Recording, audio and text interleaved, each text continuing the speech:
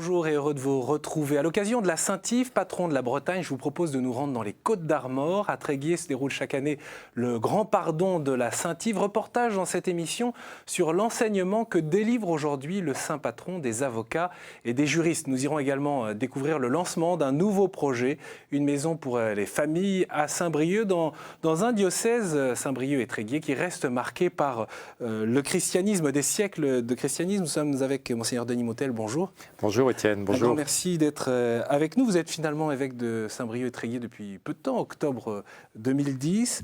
Qu'avez-vous découvert et qu'est-ce qui vous marque dans les Côtes-d'Armor finalement? Écoutez, c'est d'abord une région merveilleuse que les gens connaissent pour la traverser, pour y venir sur cette côte du nord de la Bretagne. C'est une région où on s'entraide depuis toujours. Et on s'entraide aussi, je crois, à cause de Jésus, à cause de cette longue histoire du christianisme qui a appris aux gens à sortir de chez eux pour aller voir leurs voisins et ce qu'il devient. Et alors c'est toujours à l'ordre du jour parce que les Côtes-d'Armor, ce sont finalement des régions assez diversifiées. Entre la région où l'on parle encore un peu le breton, du moins les personnes âgées, et puis les jeunes qui l'apprennent de nouveau, et puis la région de Dinan ou de Saint-Brieuc, il faut sortir de chez soi pour faire diocèse, pour aller vers les autres. Oui, pour créer l'unité aussi, bien la sûr, communion. Bien sûr. On va en parler peut-être au cours de cette émission, mais un mot sur une actualité récente. Vous avez libéré, Monseigneur, une maison qui appartient au diocèse pour accueillir des familles de migrants. C'était un geste symbolique, puisque vous avez fait cette annonce le jeudi saint. Pour quelles raisons ce geste vous paraissait indispensable aujourd'hui? Vous savez, l'appel de Dieu, l'appel évangélique nous rejoint quand on ne l'attend pas, d'une manière inattendue. Il s'est trouvé qu'au début de la Semaine Sainte, nous avons eu des informations sur ces familles qui de fait sont en difficulté administrative, et c'était pas à moi d'en juger. Les pouvoirs publics exercent leurs responsabilités comme ils le peuvent, mais il n'empêche que des gens se trouvaient à la rue. Donc j'ai pris l'initiative avec mes collaborateurs, avec le vicaire général et des personnes engagées dans les associations, de réunir les chrétiens participants du secours catholique, de la pastorale des migrants, etc. Ils sont très actifs d'ailleurs. Qui se mélangent aux autres aussi pour, sur le plan de la société des hommes, être présents aux plus pauvres, mais qui en même temps font rayonner là le témoignage de la foi. Ils le font aussi en raison même de leur foi. Et on a vu ce qu'on pouvait faire. Et pour moi, avec mon équipe épiscopale, il m'est apparu clair que au moment où j'allais laver les pieds de quelques diocésains paroissiens le jeudi saint, je ne pouvais pas rester à côté, ignorant, sourd à ces familles qui étaient dans la rue. Donc, ça vous est venu comment, cette idée je crois, l'évêque, d'abord, beaucoup d'évêques, vous savez, font cela de façon très fréquente. Il n'y a rien d'extraordinaire, c'est tout simple, c'est normal, c'est dans nos gènes. L'évêque, quand il est ordonné, répond à des questions, presque une dizaine. Et parmi ces questions, il y a « Voulez-vous accueillir avec grande miséricorde les pauvres ?» Les étrangers, c'est marqué aussi, c'est dit par l'évêque consécrateur dans le rituel. J'ai répondu oui. Ça ne veut pas dire qu'on le fait tout le temps, ça ne veut pas dire qu'on le fait bien. Mais là, c'était la Semaine Sainte. On ne pouvait pas ne pas faire quelque chose. Ce n'était pas une première. Le diocèse a déjà mis dans le passé des maisons ou des logements à disposition de personnes sans logis. Vous savez, le plus difficile, ce n'est pas tellement ça. C'est surtout de trouver des personnes qui acceptent de se faire proches de ces familles pour que les enfants aillent à l'école, pour que les personnes malades soient soignées, pour faire les courses, pour faire un peu de traduction. Parce que ce sont des gens là qui venaient du Caucase, donc dans des langues qui nous sont quand même largement étrangères. Voilà, il y a des moments où, et puis j'ai prié bien sûr, et j'ai pensé que c'était une bonne chose, mais ça ne prétend pas du tout résoudre un problème de fond. Vous savez, la meilleure des choses, c'est quand les pays d'où ces personnes viennent peuvent vivre dans la paix et la sécurité, et quand les gens peuvent vivre heureux sur la terre de leurs origines. Mais quand ils sont là, on ne peut pas les laisser dans le froid. Il fallait faire quelque chose comme un signe. Et du coup, c'est aussi un encouragement pour avoir cette réflexion, non seulement au niveau local, mais plus largement. Oui, c'est une réflexion c'est un terrain de solidarité sur lequel les catholiques sont largement engagés, sans vouloir du tout d'ailleurs donner de leçons à qui que ce soit, parce que ce sont des questions très complexes. On ne prétend pas résoudre des questions qui ont des dimensions de paix internationale, de justice internationale, des dimensions politiques, bien évidemment.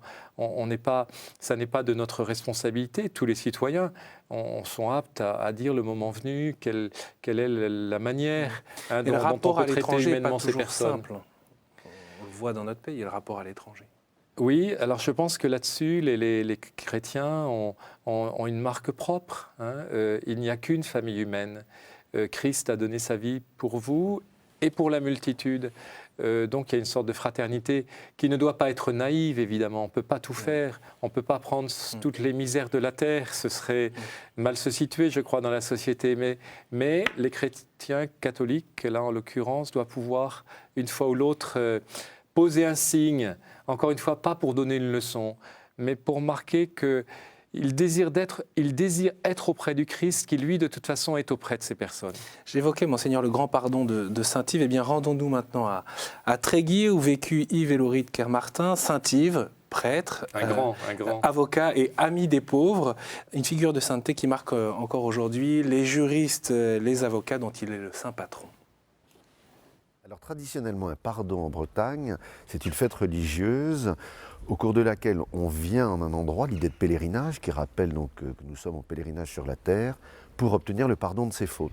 Tous les métiers de la justice sont concernés, ce qui d'ailleurs donne à ce pardon une coloration assez folklorique, parce que les magistrats viennent en robe, et de tous les pays du monde. Donc nous avons des tenues qui frappent les esprits. À cette occasion-là. Si je participe pratiquement tous les ans au pardon de Tréguier, c'est parce qu'au-delà des traditions que l'on entend respecter, c'est vrai que Saint-Yves est porteur d'un certain nombre de valeurs qui correspondent, je pense, aux valeurs de notre profession. Nous avons tous prêté serment un jour devant la cour d'appel en jurant, comme avocat, d'exercer mes fonctions avec dignité, conscience, indépendance, probité et humanité. Et ces grands principes que nous avons promis de respecter pendant toute notre carrière, je crois que véritablement le message de Saint-Yves nous aide à les porter. Les hommes et femmes de loi, je crois, sont confrontés en permanence à des cas de conscience importants. Je me souviens d'un juge qui me disait, lorsqu'on envoie quelqu'un en prison pendant des années, on ne se couche pas très tranquille le soir. Ils ont donc besoin d'être éclairés. Ils ont conscience qu'on ne prend pas des décisions de cette importance à la légère et il faut qu'ils éclairent leur conscience. Ils l'éclairent par leurs compétences et ils l'éclairent aussi, pour ceux qui sont croyants, par la prière et une démarche spirituelle. On a besoin de ces moments où on s'arrête, où on prend du recul, on essaye de méditer sur beaucoup de choses pour lesquelles on n'a pas forcément beaucoup de temps dans l'année. Et ce sont des moments comme le pardon de Saint-Yves qui nous permettent de prendre ce recul, incontestablement. Monseigneur Moutel, qu'y a-t-il finalement à redécouvrir pour les avocats dans la figure de Saint-Yves ?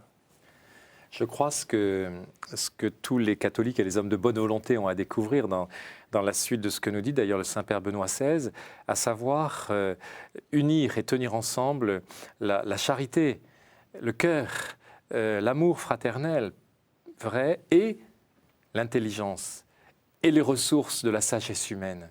C'est assez remarquable de voir comment sur les tableaux ou les figures ou les statues, Saint-Yves ne prend pas l'argent qui lui est proposé par le riche et propose aux pauvres non pas de l'argent, mais le rouleau, le parchemin de la loi.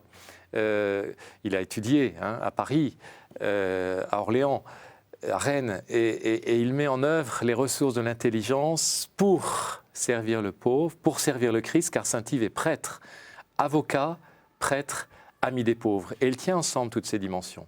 Je crois qu'il y a un appel formidable aujourd'hui pour les chrétiens aussi à se laisser éclairer par cette sagesse de Dieu et pour bien juger des choses. On entendait à l'instant donc le Père Roche, Maître Drevès, sur la manière dont ils sont éclairés par Saint-Yves, ou les jurys sont éclairés par Saint-Yves. Et c'est vrai que dans un monde déboussolé, le monde de la justice se trouve confronté aussi à la misère humaine, aux questions qui se posent à l'humanité. Au fond, quel peut être le rôle des chrétiens autour de Saint-Yves, confortés par Saint-Yves, dans ce domaine? Et qu'est-ce que vous attendez de la figure de Saint-Yves dans un diocèse comme le vôtre? Alors d'abord, en Bretagne, nous sommes sensibles à cela. Là où il y a une figure de sainteté, il y a une source qui coule, une source d'eau claire. Et c'est évidemment l'eau claire de la vie baptismale, de l'évangile annoncé. Et ce que j'attends, et ce que l'on attend aussi peut-être de l'évêque, c'est d'être un puisatier, c'est de forer des puits, d'aller du côté de cette rivière qui parfois est une rivière souterraine, mais qui coule, du côté de la vie évangélique, du côté de l'amour et de la vie qui sont au cœur de Dieu. Et dans une société où l'on veut souvent se construire sans Dieu ou contre Dieu. Vous le percevez, vous l'avez perçu, vous, très concrètement, dans les Côtes-d'Armor, depuis octobre 2010 ? Alors, si j'ai perçu, pardon, cette... Le fait de percevoir cette société qui veut se construire sans Dieu ou contre Dieu. Alors, je pense, y compris dans la manière parfois de faire la fête de Saint-Yves, sans citer même le grand pardon de Saint-Yves qui a lieu le dimanche qui suit la fête de Saint-Yves. Et ça m'avait conduit à écrire un petit article dans un journal, un grand quotidien régional connu, en disant je n'imagine pas la Bretagne sans Saint-Yves, parce qu'effectivement, cette irrigation de nos gestes de solidarité les plus simples, cette irrigation de notre quête de la justice, elle est l'irrigation faite par l'amour divin, par la parole de Dieu, par les grands évangélisateurs qui ont été Saint-Hugues de Val, Saint-Brieuc, Saint-Corentin, Saint-Malo, etc. Et comment vous la percevez, cette âme des Bretons? Est-ce qu'elle est encore vivante à l'image de ces grandes figures que vous citez? Alors, ce qui est très remarquable et très beau, je trouve, c'est cette fidélité des gens tout simples à venir faire des choses simples que l'on fait dans la liturgie. Ils s'assemblent. Le jour du grand pardon de Saint-Yves, mais aussi dans de nombreux autres pardons près de chapelle, ils se réunissent. Et plus on chante. Ils se réunissent, ils chantent bien sûr, ils marchent, ils sortent ces bannières qui sont magnifiques. J'ai été voir l'autre jour des brodeuses de bannières qui en restaurent une par an, de l'un des nombreux relais. Alors on prend une bannière, on la restaure vraiment complètement. Ils marchent et par ces bannières, ils se rapportent à la mémoire de ceux qui ont vécu du Christ et de l'Évangile avant nous. Parce que l'Évangile, nous le recevons, nous ne le fabriquons pas, nous ne l'inventons pas. Donc il y a une sorte de fidélité profonde dont évidemment, on doit reconnaître que ces mêmes personnes ne viendront peut-être pas à l'église le dimanche suivant. Et alors et c'est le travail de l'évêque avec tous ses collaborateurs de leur dire que ce que l'on vit parfois de façon un peu extraordinaire ou épisodique, il nous faut y revenir. Parce que ce qui nous fait du bien, fondamentalement, ce qui nous apaise le cœur, ce qui nous élargit le cœur, il faut toujours y revenir. Il faut toujours revenir à ce qui nous fait du bien. Il y a ces formidables églises, chapelles, calvaires. Vous parliez des pardons, mais c'est vrai que le paysage lui-même porte la foi. Est-ce que ces pierres crient? Ou est-ce qu'au fond, il y a des obstacles à la mission aujourd'hui qu'il faudrait lever, que les chrétiens dans les Côtes-d'Armor seraient en mesure de lever peut-être davantage qu'ils ne le font aujourd'hui? Alors les obstacles, ils sont d'abord en nous-mêmes, c'est notre péché, c'est notre résistance à la lumière, c'est notre paresse, notre enfermement sur le quant à soi. Je ne veux pas épiloguer, mais moi je suis solidaire avec mes frères dans ces insuffisances quant à la sainteté à laquelle on est appelé. Donc simplement, l'enjeu est aussi un enjeu culturel dans notre dialogue avec les pouvoirs publics aussi. C'est-à-dire de veiller à ce que la mémoire de ces lieux reste dite, qu'on continue à faire le récit qui a conduit à venir en ce lieu et à ajuster de manière magnifique les pierres, les voûtes, les statues, les jubés, etc. Continuer à faire le récit de Christ, Verbe de Dieu, parole de Dieu qui se donne et qui veut donner sa vie en abondance. Alors c'est un enjeu aussi, par exemple, pour la musique sacrée. Il y a une maîtrise admirable, là, les petits chanteurs de Saint-Brieuc. Moi, je suis très très heureux et je les ai beaucoup encouragés à la suite de Monseigneur Fruchot, mon prédécesseur, parce que le cadre naturel du chant sacré, de la musique sacrée, c'est une cathédrale, c'est une chapelle. C'est un moment où les chrétiens s'assemblent pour venir. Non pas seulement pour un concert, même si on a bien le droit aussi de s'assembler pour un concert, pour apprécier la beauté de l'art, mais pour se laisser porter par la musique sacrée admirable, se laisser porter aussi en l'accompagnant d'un mouvement du cœur, d'un mouvement de l'intelligence vers Dieu et vers les frères. Si vous aviez en 3 mots la possibilité de dire quels sont les chantiers prioritaires pour l'Église dans les Côtes-d'Armor, quels seraient-ils finalement? Le premier, c'est la mission. Et la nouvelle évangélisation, c'est sans doute d'actualité en raison du prochain synode. Et je le dis avec mes collaborateurs, quand on envoie un prêtre dans une paroisse, dans l'une des 60 paroisses du diocèse, je leur dis, ne vous posez pas simplement la question de à quelle heure sera la messe, pourrons-nous y aller de façon commode et aisée, mais posez-vous la question, comment allons-nous, nous-mêmes, témoigner de ce que nous avons reçu, Comment allons-nous dire à ces confirmants, quelques-uns là, qui viennent, ce que nous sommes devenus à cause de Jésus, voilà. Avoir des paroisses, des services, des mouvements qui soient missionnaires. Encore faut-il en avoir conscience et en être fier. En être fier, bien sûr. La deuxième chose, c'est autour de la foi. Je suis arrivé dans un diocèse où un effort extraordinaire a été engagé pour une rénovation de la catéchèse, en direction des familles, on va en parler un petit peu, et en direction des enfants, bien sûr, mais à tout âge de la vie. Et il y a eu de monter, ça fait 2 années maintenant qui se sont passées, une école des catéchètes. Pas seulement pour ce que l'on appelait des catéchistes, mais par exemple aussi pour des personnes qui accompagnent les familles en deuil, et pour que ce soit vraiment un lieu, là aussi, d'annonce de la foi. Il y avait un déficit il y a toujours un déficit. Je ne veux pas juger, moi, de ce qu'il y a eu ou pas.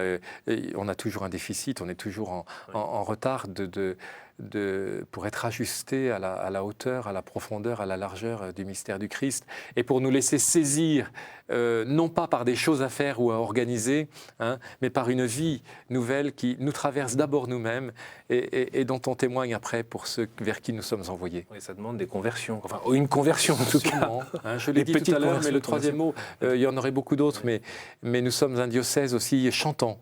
Et ça m'a beaucoup réjoui, parce que l'annonce de la foi, elle s'inscrit aussi au cœur de la liturgie, elle procède du cœur de l'Église qui est la liturgie. Mais un accent sinon, voilà, c'est cette proximité des habitants, des catholiques des Côtes-d'Armor, avec les autres hommes dans des engagements divers dans la société, de solidarité, d'action sociale, pour le logement, d'action caritative. C'est une tradition forte en Bretagne et en particulier en Côtes-d'Armor. Monseigneur Boutel, pour soutenir les familles, une maison d'accueil a ouvert ses portes à Saint-Brieuc, dans un ancien presbytère, aujourd'hui dans un quartier populaire. Cette maison, ses responsables sont Isabelle et Benoît Gosselin, lui est diacre du diocèse, donc un couple. Je vous propose de les écouter, puis après, bien sûr, vous nous parlerez de cette attention aux familles. C'est une maison toute simple, c'est une maison de famille. Nous avons voulu proposer à ceux qui avaient besoin d'être écoutés, d'être accompagnés. Nous avons voulu leur proposer une simple vie de famille où ils sont accueillis en tant que personnes, où on est là pour eux. Cette maison s'adresse à toute personne, quelle que soit sa demande. Pour nous, l'accueil est très important. De vivre quelque chose de simple, de convivial, de prendre du temps pour se poser, pour écouter la personne, quelle que soit sa demande. On ne peut pas tout résoudre, mais au moins être là, être avec et établir un lien de proximité avec les personnes. Cette maison donc, est un ancien presbytère, juste à proximité d'une église. Et nous sommes identifiés comme faisant partie de l'Église catholique. Je suis moi-même diacre et ça se sait. Et c'est vraiment un lieu, je crois, qui commence à être identifié peu à peu comme étant un lieu au service de tous. Être au service de tous, accueillir les personnes telles qu'elles sont sans avoir forcément d'emblée un programme à leur proposer. Au fond, c'est quand même assez inédit, cette simplicité. Et pour les familles. J'espère que nous aurons cette simplicité, je crois, le premier dimanche de juillet, parce que je vais aller marcher avec eux. avec eux et puis beaucoup d'autres, j'espère. C'est une invitation pour des familles, parents, enfants, peut-être grands-parents, vers un sanctuaire diocésain dans le centre-Bretagne qui s'appelle Notre-Dame de Toute-Aide à Quérien. Et nous allons partir dans la forêt et il y aura diverses stations pour se connaître, pour recevoir aussi la parole de Dieu. Alors c'est très important d'être, et la maison d'être, pardon, je termine ma phrase, d'être avec les gens. Et la maison le signifie, puisque la maison Anne et Joachim est dans un quartier de gens plutôt qui ont une vie plutôt simple, sans grands moyens, là, à Saint-Brieuc. Et Benoît et Isabelle ont accepté d'être là comme une famille. Ils ont de grands enfants maintenant, mais ils ont eux-mêmes d'ailleurs la connaissance et la pratique d'une vie communautaire forte avec le foyer de charité de Tressin, dont ils sont par ailleurs membres, à certains moments choisis, parce qu'ils se... Foyer de charité, jeune, dynamique. Oui, et qui est important dans notre diocèse pour l'accueil spirituel, pour l'accompagnement spirituel, les retraites, etc. Et voilà, le positionnement même de cette maison, Anne et Joachim, c'est la maison de Marie, c'est donc la maison du Seigneur, est significatif. Accueillir les gens comme ils sont, marcher avec eux, les écouter, on peut manger, prendre un café, se reposer, prier. C'est un sas que l'on peut atteindre plus facilement, peut-être que la porte du presbytère ou que l'église, quand des gens ne sont pas tout à fait prêts à franchir le seuil de l'église, mais ils sont aussi tout près d'une église. De quoi les familles ont besoin l'église Saint-Guénolé aujourd'hui, Monseigneur, finalement, ou des couples, et qui peut-être ils auraient des difficultés à les dire ou à les partager avec l'église au sens large, comme vous dites, au presbytère ou à la sortie de la messe, mais au fond... Quels sont les besoins ? Il le dirait beaucoup mieux que moi, parce qu'ils le connaissent mieux que moi, mais on peut penser quand même que les besoins sont d'abord, effectivement, sans doute économiques. Quand on n'arrive pas à joindre les deux bouts, on se décourage. Il peut y avoir un peu de découragement et du coup, on parle plus fort, plus haut, même parfois une certaine violence, petite violence dans la famille. Mais je crois que c'est plus profond que cela encore. Ou plutôt, avec cela, il y a aussi un manque un besoin plutôt, je vais le dire positivement, d'être soutenu dans l'espérance. Enfin, vous aimez être positif. C'est gentil de me le dire, mais je crois que les chrétiens ont aujourd'hui à témoigner de l'espérance qu'ils portent. C'est-à-dire que la vie est devant. Que la vie est devant et qu'elle est possible, que ce que Dieu a commencé, il le continue. Et quoi de plus merveilleux qu'une famille dans ce que Dieu a commencé ? Même si chaque famille, Dieu l'a commencé, par l'amour fondateur d'un papa et d'une maman et de ce don de la vie fait à des enfants. Même si parfois marcher à côté de gens qui ont des difficultés, on se sent bien en difficulté soi-même de pouvoir les aider ou de trouver des réponses à leurs Oui, mais c'est besoins. pour cela que Benoît et Isabelle m'ont dit, parmi les choses importantes que nous devons faire et ne pas négliger, outre l'écoute, l'assistance, au besoin quand c'est nécessaire, c'est aider les gens dans la recherche naissante, parfois chaotique, de la foi.